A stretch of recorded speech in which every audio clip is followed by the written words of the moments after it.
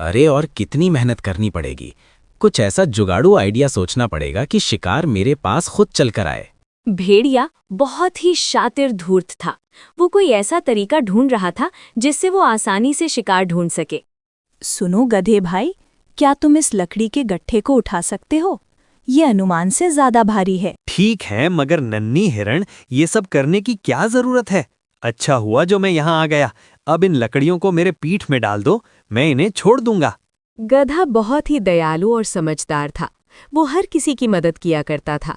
एक दिन भेड़िया बड़ी ध्यान से एक स्थान पर बैठकर सोच रहा था। तभी एक बैल उसके पास आया। क्यों भाई भेड़िए, ऐसे क्यों बैठे हो? बाबा बनने की सोच रहे हो? क्या? यहाँ से चुपचाप खिसक ले। अभी कुछ गहरी बात पर विचार कर रहा हूँ। मर फिर यहीं, मुझे क्या लेना देना। तभी उसके दिमाग में एक उपाय आया। अरे वाह, इस बैल ने सारी प्रॉब्लम सॉल्व कर दी। अब मैं कल से इस जंगल में बाबा बनकर आऊंगा। आज से मैं अब शांति प्रिय भेड़िया बाबा बन चुका हूँ। इस संसार से मेरा मोह उठ गया है बाबा। पहले मैं नादान था, बेवजह यहाँ वहाँ घूमता रहता था और किसी भी जानवर की हत्या करके उसे खा जाता था। अब मुझे दिव्य ज्ञान मिल चुका है। जाओ, जंगल में ऐलान कर दो। ज्ञान बाबा इस जंगल में अपना आशीर्वाद देने आए हैं। हिरण भेड़िए की बातों में फंस चुका था। वो सभी जानवरों तक ये बात फैला देता है कि भेड़िया अब जानी बाबा बन चुका है। हिरण की बात सुनके सभी भेड़िए के पास पहुंचे। और मैंने सुना है कि तुम बाबा बन गए हो। बाबा तो कभी शिकार नहीं करते, ऐसे में तुम क्या खाओगे? मैंने कब कहा कि मैं शिकार करूंगा बालक? मुझे मांस की अब कोई आवश्यकता नहीं है। मैं तो फल खाया करूंगा। तुमने बाबा बनने की शिक्षा कहाँ से ली? मैंने ध्यान किया बालक। उस ध्यान में मुझे प्रभु ने आशीर्वाद दिया और कहा कि मैं इस जंगल का कल्याण करूं। तभी खरगोश वहां पहुंचा और बोला, बाबा जी, कोई चमत्कार कीजिए।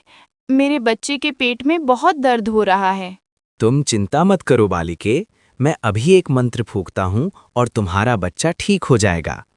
ओम हिमली हूँ फट स्वाहा।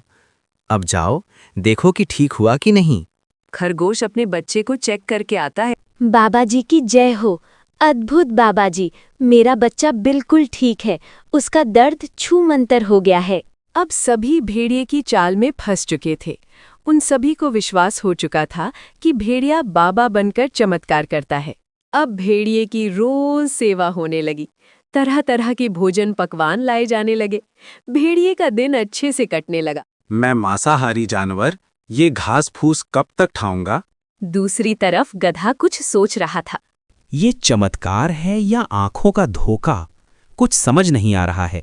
भला एक मांसाहारी जानवर बाबा बनकर शाकाहारी भोजन कर रहा है और सही रास्ते पर चलने की राह बता रहा है। जरूर दाल में कुछ काला है। एक दिन, बच्चा, जाओ और ऐलान करो कि बाबा सबसे कुछ जरूरी बात करने वाले हैं। लकड़हारा की बात सुनके सभी जानवर सभी भेड़िए के पास पहुंचे। मेरी बात ध्यान से सुनो बच्चा। मैं जब ध्यान में था तभी मुझे एक सपना आया। इस जंगल में एक रहस्यमयी शैतान हमला करने वाला है। आप सभी चौकन्ना रहिए, मैं इसका निवारण ढूंढने की कोशिश करता हूँ। सभी जानवर सतर्क हो गए थे, मगर कोई ना कोई जानवर एक हफ्ते बाद गायब होने लगे थे। इन सभी घटनाओं से गधा कुछ सोचने लगा। भेड़िए के कहने के बाद से ही ये सभी घटनाएं घट रही हैं। क्या सच में उसने ये सब देखा है या फिर कहीं उसी की चाल तो नहीं है? आज रात को जंगल में पहरा देना होगा। रात की चांदनी अब धीरे धीरे गायब होने लगी थी। जंगल खामोशी के आगोश में समा चुका था। गधा एक पेड़ के पीछे दुबका हुआ था। तभी उसे किसी के आने की आवाज सुनाई दी। गौर से देखने के बाद उसे मालूम हुआ कि ये तो भेड़िया है। अच्छा जी, दिन में बाबा और रात में शैतान। पीछा करना पड़ेगा, आखिर ये करता क्या है? अरे खरगोश, यहाँ क्या कर रहे हो? तुम्हें मालूम नहीं क्या, आसपास शैतान घूम रहा है। इस रात के अंधेरे में मैं अपना रास्ता भूल गया हूँ बाबा जी। क्या आप मेरी मदद कर सकते हैं? अरे मेरे साथ चलो, मैं तुम्हें रास्ता बताता हूँ मोक्ष का। और भेड़िया उसे झाड़ियों में ले गया और उसका शिकार कर दिया। गधे ने सारी घटनाएं देख ली थीं। अगले दिन, बाबा जी, मेरे पति अभी तक घर नहीं पहुंचे। अपनी दिव्य शक्तियों का इस्तेमाल करके पता लगाएं कि वे कहाँ हैं। इसमें ध्यान लगाने की कोई जरूरत नहीं है। मैं बताता हूँ कि तुम्हारा पति कहाँ है। तुम्हारे कहने का मतलब क्या मतलब है? ये जो बाबा बना फिरता है, यही असली शैतान है। यही जानवरों का शिकार करता है और सभी जानवरों को झूठ बोलता है। तुम्हारे पति का शिकार भी इसी ने किया है। अपनी ये बकवास बंद करो। बाबा जी ने अपनी सिद्ध से चुटकी में खरगोश के बच्चे का इलाज किया है और तुम कहते हो ये ढोंगी है। सारे जानवर गधे की बात पर जरा सा भी विश्वास नहीं कर रहे थे। गधे को भी समझ आ गया कि ऐसे में उसकी दाल नहीं गलने वाली। उसने तुरंत एक तरकीब निकाली। आप सब कह रहे हैं तो मैं मान लेता हूँ कि ये मेरी आंखों का भ्रम है। मुझसे बहुत बड़ा पाप हो गया। आप सभी मुझे एक बार प्रायश्चित का मौका दें। ठीक है बालक, बाबा तुमसे नाराज नहीं है। फिर भी तुम मेरी सेवा करना चाहते हो तो इसमें तुम्हारा ही कल्याण होगा। बाबा, आज आप मेरे यहाँ भोजन करेंगे। मैं समझूंगा कि मेरे पाप थोड़े कम हो गए हैं। ठीक है बालक, हम भोजन करने आएंगे। स्वादिष्ट पकवान तैयार करके रखना। गधे ने बहुत सारे पकवान बनाए थे। उसने भेड़िए के साथ साथ राजा शेर सिंह और कुछ अन्य जानवरों को भी बुलाया था। गधे ने सभी को खाना दिया। सभी ने मज़े से भोजन किया। लेकिन जब भेड़िए ने भोजन किया तो उसे तेज जलन होने लगी। गधे ने जानबूझकर उसके खाने में तीखी मिर्च डाला था।